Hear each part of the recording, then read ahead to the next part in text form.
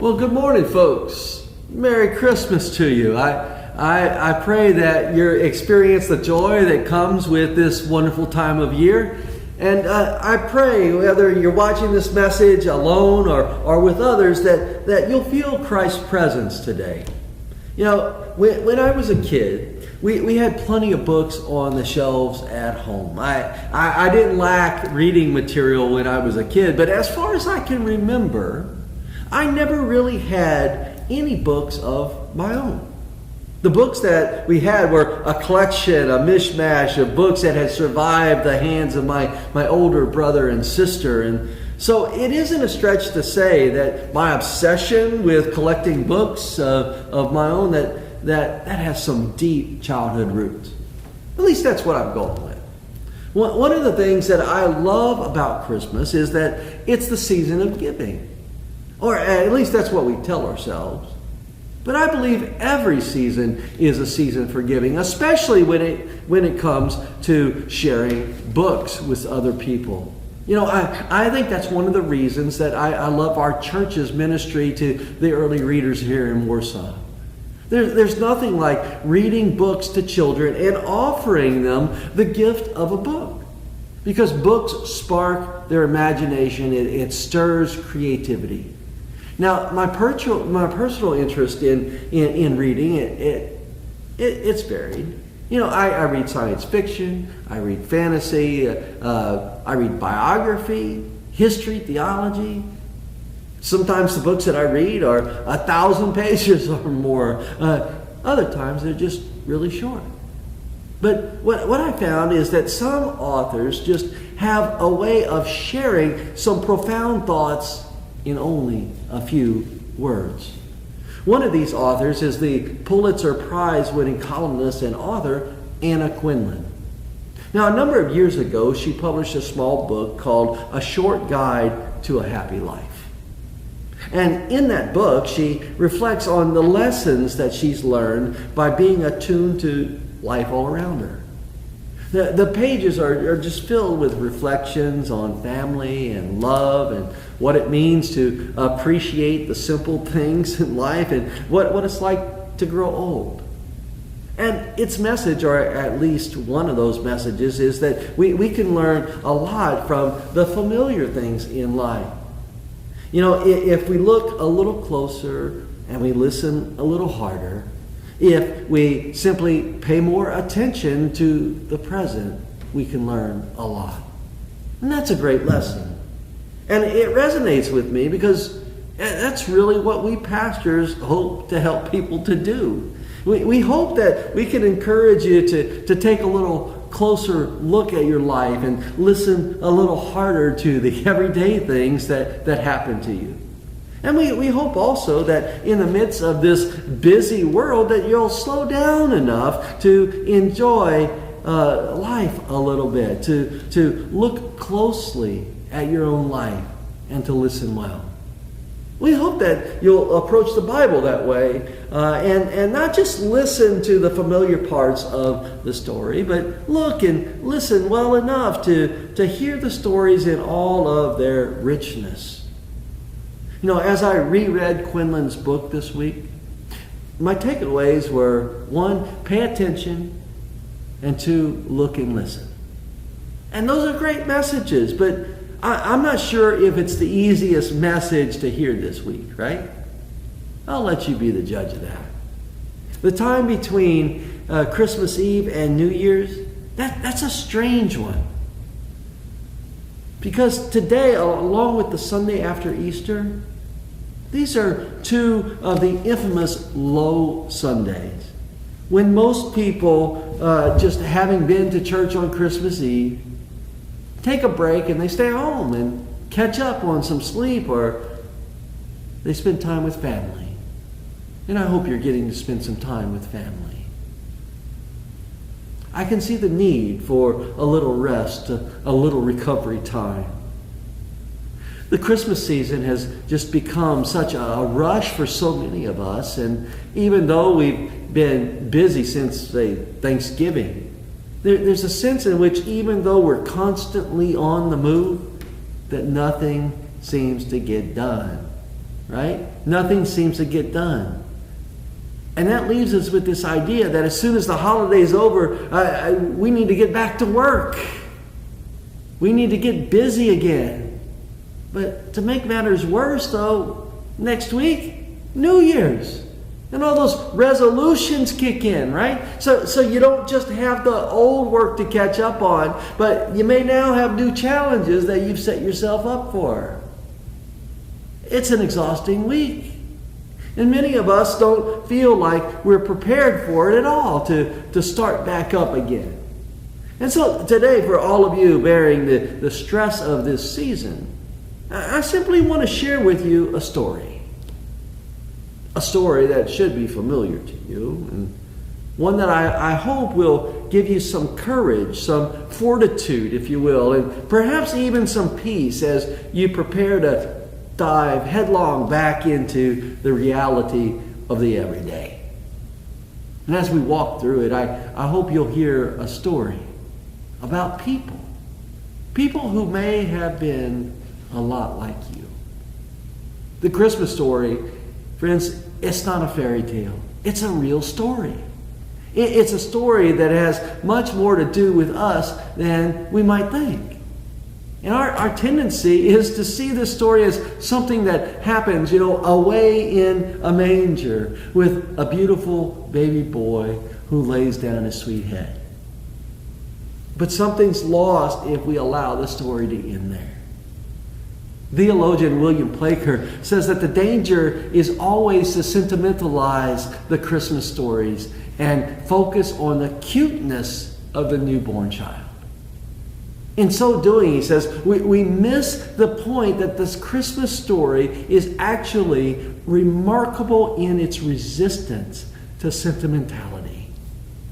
It's a story that meets us right where we are, in the middle of our busy, stressed out lives. The world into which Christ comes is as messy as ours. And the people involved in the story are as confused and worn out as we are. So hear the story from Matthew and Luke one more time and look closer. Listen with New Ears. Matthew chapter 1 verse 18 reads, "Now the birth of Jesus took place in this way. When his mother Mary had been engaged to Joseph, but before they lived together, she was found to be with child from the Holy Spirit." Now there's a lot in that, friends. You see, Mary becomes pregnant. The guy she was engaged to, Joseph, we're told, was a righteous man. And so when Mary becomes pregnant, and it isn't by Joseph, it's a huge scandal. But because Joseph is warned in a dream and told the significance of the child that Mary will bear, he doesn't reject her.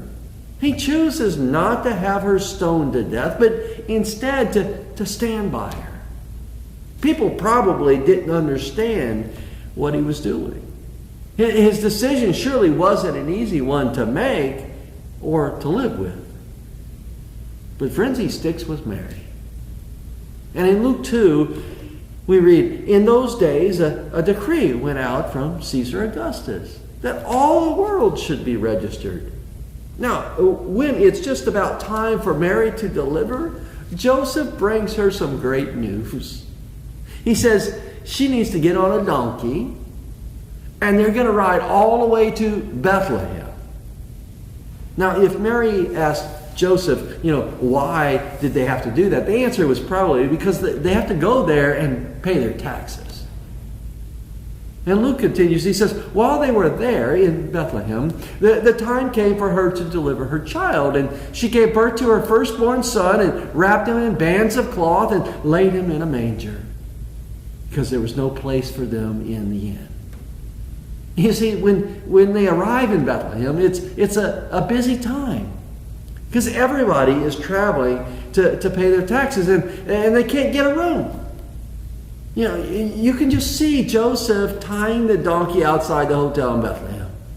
And Mary waits for him on the donkey, and he comes out a few minutes later and says to his very pregnant wife, "Well, they don't have any rooms here either. But they're going to let you give birth in the barn out back." Now, once they get over that great news, news, right? Mary gives birth to her son.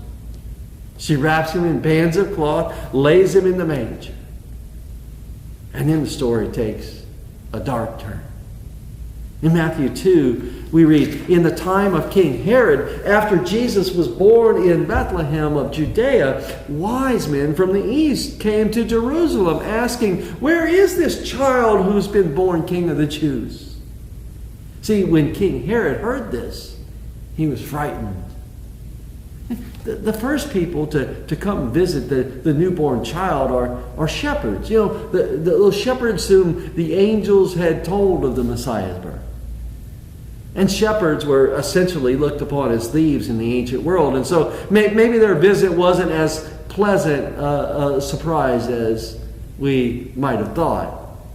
Then later on, we read that these wise men from the east, they come bearing gifts. Well, that's a significant improvement from the shepherds, right? But the bad news is that, according to the story, the wise men stopped by the royal palace on the way. Because why not? The palace, right?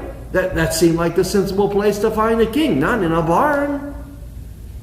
And now that King Herod knows that there is someone else claiming to be a king, Mary and Joseph have to take their child, get back on the donkey, flee to Egypt, because the king is going to try to have the child killed.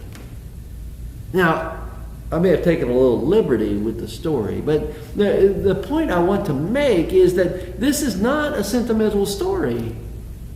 It's a real story. Christ comes into the real world. Not away in a manger somewhere, but right here in the messiness of life. God doesn't wait for things to slow down, friends. God doesn't take all of the conflict out of life. God comes now, ready or not. And that's tremendously scary. Because you might not be ready for God right now. But that can be comforting as well. Because, friends, you'll never be ready for God. If Anna Quinlan's book is a short guide to a happy life, the Bible is a long guide to a good life. God coming into the world. That isn't a promise of short-term happiness. But friends, it is a guarantee that God isn't way out there somewhere.